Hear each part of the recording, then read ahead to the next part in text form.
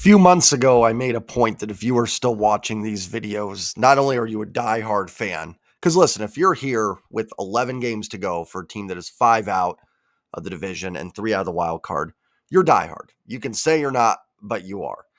And I will reiterate what I said a couple months ago. You're also a sick individual. If you're at 11 o'clock at night on the West Coast, 2 a.m. on the East Coast, checking in for a Mariners postgame where they get absolutely destroyed by an opponent and they lose ground on every single team in the race.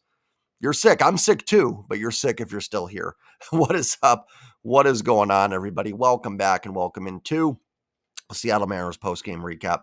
Mariners get demolished tonight 11-2 to the Yankees. On top of that, Minnesota, Detroit, and Houston all win. So you lose ground in every other team. And I've talked about several times how you can maybe get away with not gaining ground, but you sure as heck are not going to be able to get away with losing ground at this stage of the year with 11 games to go. Before I dive into this, if you can all do me a favor, smash the like button. It helps out tremendously. Hit that subscribe button if you're new or lurking. I'm about 44 subs away from 4,200. And comment your thoughts down below. Listen, the game was atrocious. We'll talk about Victor Robles' decision to steal home. Brian Wu was not good. I mean, he was not good tonight. I'm not going to bash Brian Wu. The guy has been probably the best pitcher on the staff the last couple months. He ran into a bad game. This is not the game that I'm going to look back on and go, oh my gosh, the Mariners lost to the Yankees. How could they? It's the whole body of work. It continues to be. And, now you're at 11 games left. You're 5 back of Houston. You're 3 back in the wild card. Plus, you're going to have to pass Detroit. Plus, you don't have the tiebreaker with Detroit or Minnesota. You're just running out of games here. I mean, I know, again, beating a dead horse, and it changes every night, right? Like tomorrow they win and everybody else loses and you're back in this. Sure, but you really are just running out of time here. We've got 11 games left. I mean, your best bet is to somehow get that Houston series with getting it going into that series 3 back and sweeping it. That's going to be a completely tall and almost impossible task to do. And listen, the odds were already low. I've said in every video, I've been hopeful, right? You guys have heard me. I'm like, hey, listen, you're 2 back. Maybe you can do this, this, and this. You have a shot. But I've always said the odds are going to be very low. This is what happens when you lose 8 of 9 to the Angels. I know Detroit's playing better ball, but you can't go 1-5 against them. You can't lose the series to the Marlins. It's not tonight's game. I mean, tonight was frustrating, right? Tonight was awful. But losing a game to the Yankees and a series that you could still win is not the deciding factor on this 2025 season. And it's never one game in baseball, but boy, I think you just got to look at that Angels run they had. I mean, even if you go 3-6 or whatever against the Angels over that stretch, which is still awful, you're in this thing. You're 3 back in the division. You're 2 back in the wild card or 1 back, whatever it would be. You're in much better shape. And as I said the other day, every team in baseball can do this. They can all go through and look at games they've lost and say, well, if we would have won this. So I'm not trying to it happened. Mariners got to be better. But man, that's really, to me, if you want to look at a team the Mariners play that are going to cost them, and the Mariners themselves, right? I mean, you had a 10-game lead in this division and really shouldn't even be here. You really shouldn't. I don't care if you are a mediocre team. You're just spotted the 10-game lead. I think I said 10-game lead. You got to hold it. I mean, I would have expected the White Sox to hold a 10-game lead longer than the Mariners did. So very disappointing here. Again, teams still playing better ball in the last few weeks here, but you've put yourself in a spot where you've got to almost sweep a team like the Yankees, and that's very hard to do. They are a tremendous offense. They can pitch. Got guys at the back end of their bullpen. So you're probably not going to sweep them. Maybe you can take the series if some things go right here, but even that may not be enough. So I think that's kind of the issue I'm getting at. Tonight's game stunk. I'm not trying to just say like, oh, forget this one, but you can't expect to sweep the Yankees. You can't expect to be better against the Angels. That's the problem here with this ball club. So let's get into it. Let me pull up the box score here if I can find it. Where did it go? There it is. 11-2 ends up being the final today. Listen, like I said, Brian Wu was not good. 4 2/3, 9 hits, 7 runs, 7 earned, 1 walk. Did strike out 7. I will say he gave up kind of a lot of bloops tonight to Gleyber Torres. Had he not done that, I wonder if he actually escapes the little better line because, man, did Soto and Judge make the Mariners pay all night. And with them back-to-back, it's not like you can put Juan Soto on. I may have walked Aaron Judge the first at bat, loaded up the bases, nobody out. Wells struck out, and then I think Chisholm grounded into what could have been a double play ball. Now, you don't know how it would play out had Judge been walked. I think you could make the case to do that. I don't know if it would have made a huge difference tonight. Dominguez goes deep as well, so I think you were just getting outmatched and outclassed by the Yankees tonight, no matter what. But maybe could have put yourself in better shape. And yeah, Torres gets the little infield, single to start it off. That leads to, I believe, a Soto double, then Judge doubles. So you're all out down 2-0 out the gate. Judge had another single, 2-run single with the bases loaded. I actually joked on Twitter, you could debate walking him with the bases loaded. Honestly, giving up 1 run there is not the worst case scenario with Aaron Judge at the plate. Soto gets another home run after another Torres double, all started by these Gleyber Torres hits falling in. Me and Mariner Sir were chatting during the game, and my gosh, like Judge and Soto are hard enough as it is. You have to get the guys in front of them out. Otherwise, they're going to make you pay. So Yankees have a great lineup, and it got to Brian Wu today.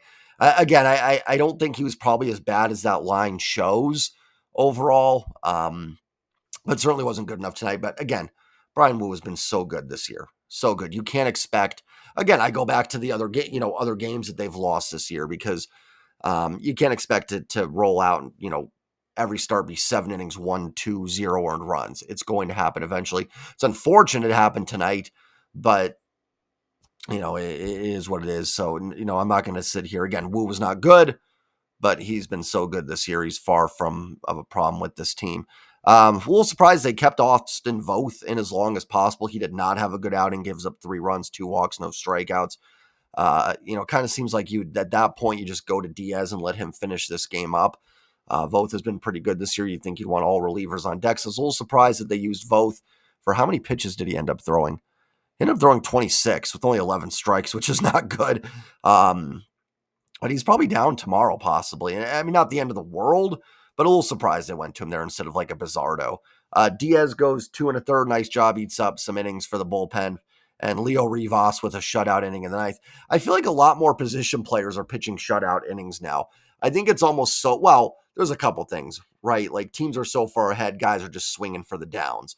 Nobody's going up there to be patient to get their walks. Like if it was a tie game, they're going to be much more strategic. So I think guys are just trying to hit home runs.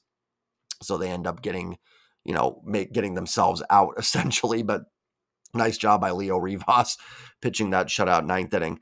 Offensively, the Mariners did put some base runners on against Luis Gil tonight. It is Luis, right? I'm always bad with first names. How many times do I have to do that? Yeah. They put some base runners on. They had some opportunities after getting down 4-0 to claw back into it. Polanco hits the home run. They had a couple other spots. I think Randy was up as the tying run, so was Luke Raley, couldn't come through. But the most important inning felt like the first inning. Down 2-0, Mariners load up the bases with 1 out. Luke Raley, I believe, pops out. Raley had a tough game, does hit the home run later, but could have used the home run in earlier at bat. Justin Turner's up. 3-0 count. Hill's having trouble finding the strike zone. And Victor Robles tries to steal home. Can't do it. You cannot do that. I love Victor Robles. He has been a spark plug. And listen, the Mariners end up getting crushed in this game, so whatever. But that cannot happen. Turner is up in a 3-0 count. Hill's having trouble finding the zone. One more ball, and you've got that run scored anyways. Maybe in an 0-2 count, I can kind of go, okay, I guess I get it a little bit. But you've got to let Justin Turner have that at-bat there. It's 3-0. You have to let him finish that at-bat and see what happens. And listen, again, this is not how baseball works, but what happened the next inning when Polanco came up? He homers. Turner walks there. Again, different situation. Polanco ended up coming up when it was 4-0 instead of 2. But you just don't know, right? Turner gets that walk. It's 2-1. Polanco comes up. Heels on, on the ropes a little bit. He's at 25, 28 pitches. Maybe Polanco puts one in the gap and you've got the lead, and it just changes the whole complexion of this game. Terrible boneheaded decision by Victor Robles. And I don't think he was benched. It sounds like he was taken out because of the injury when he got hit, which I'm so done seeing Mariners hitters get hit. But again, you need the base runners. So I hope Robles is okay. I'm not saying you send him, shoot him into space here, but like I would not have been against a benching there. Now, the problem is Robles has been one of your best players, so it kind of puts you in a tough spot there, but that cannot happen. And especially where the Mariners are. And doesn't it just sum up the Mariners? I mean, it's like, yeah, it's hustle. And I'd rather have that than a guy being lazy and not jogging after a fly ball or something like that. But you can have aggression, but you have to have controlled aggression. You can't just run around with your head on fire 24/7. You have to pick your spots. It's a 3-0 pitch. A pitcher that's struggling to throw strikes.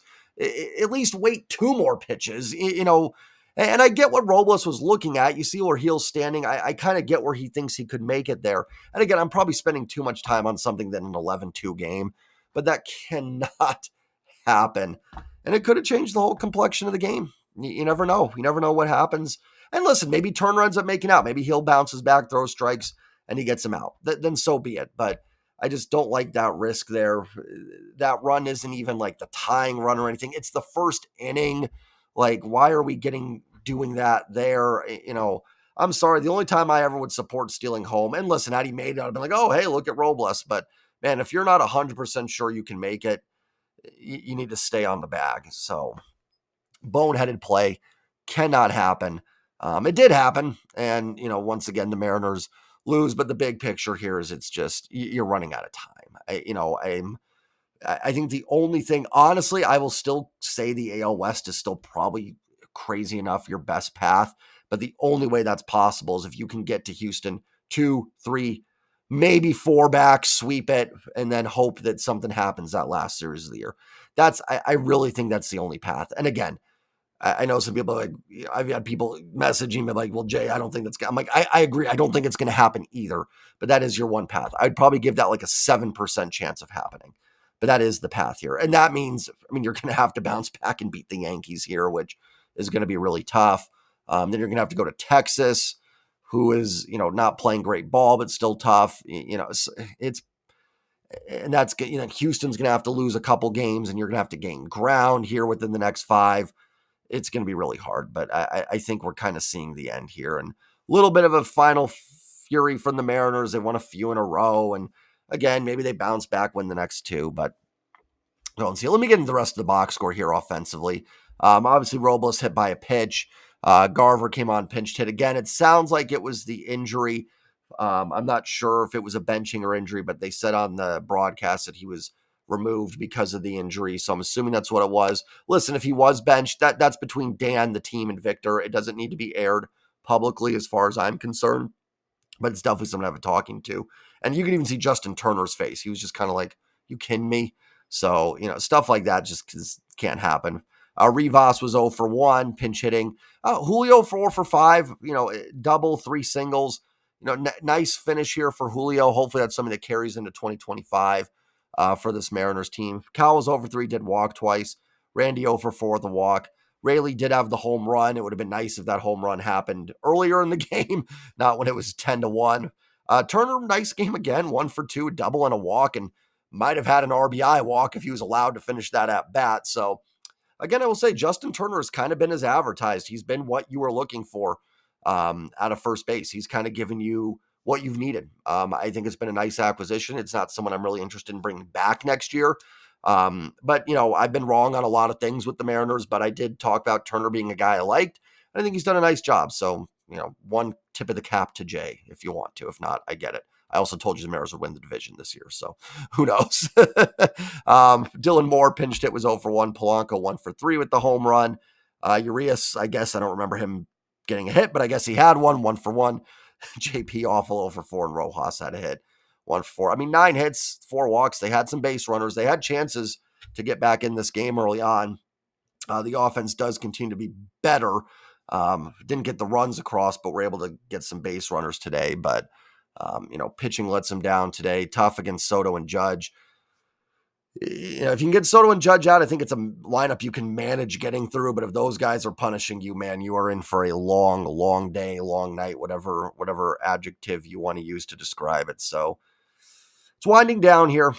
I'll keep being here. Hopefully they can finish strong. But I would say you've got to probably go 9-2 over these 11. That would put you at what are they at right now? 77, 74. So that would be 86 and 76. Even that, I'm not sure if it gets you in, to be honest. I mean, you could make a strong case they probably have to run the table with the final 11 games. It's weird, like, it feels like they have a lot of series left, but not a lot of games. I don't know. They have Texas and Houston on the road, then home for Oakland. That's it, right? It's weird playing the Yankees this late in the season. You feel like late in the year, it's just divisional games normally. I don't know. It's probably not. It just feels that way. It just feels odd playing a non-divisional opponent that you don't see a lot this late in the year. That's just me rambling right now. But, it's tough because I feel like every day it changes, right? Like, come on Sunday, I'm like, hey, here we go, right back in this. And I know I'm so sorry if some of you get like whiplash from this, from my videos. But again, it's the spot the Mariners are in. I've said it before. One, again, you can probably afford to not gain ground. Like, if they won tonight, you're fine. You're 4 back with Houston. You still got the 3 games, and you're 2 back in the wild card. You just can't afford to lose ground. You can't have any more games where you lose ground, and probably even past that point. That's number one. And number two, they're just in that spot. I think I said a few recaps ago, they're in that 3 to 5 games back where, hey, you win, you feel kind of good, like you've made up some ground, but you're 2 losses in a row away from just burying yourself. And that's kind of what this team has done. They get right there, then back down, then they go back up a little bit, then back down. And that's kind of what they've been. So the reason, what probably feels whiplashy, how I've portrayed it, is the team has been whiplashy. So it looks like a disappointing season, though, is certainly, winding down here with 11 to go, which means 11 post-game recaps left. We've made it. We've made it. We've made it to the home stretch here, which is crazy. Man, the season's flown by. It always does. It always does. And I'm always sad to see it end. So hopefully the final 11 are good. Regardless of how this season ends up, it'd be just nice to see the team. Listen, I've said it before. It's much more enjoyable to talk about wins, even if they're not gaining ground. But losing ground and losing games stinks. Have a good night, everybody. Remember to like, remember to comment, remember to subscribe. I'll be back tomorrow, as always, with the post-game recap. Me and Mariners will actually be on Thursday. We're thinking of doing tonight. Apologize, I didn't get some stuff up yesterday. It's been a long work week, so I'm exhausted. And as the season dwindles down and the Mariners dwindle away, it becomes tougher and tougher to stay awake through some of these. So like, comment, subscribe, and as always, go Mariners. Love y'all. Peace.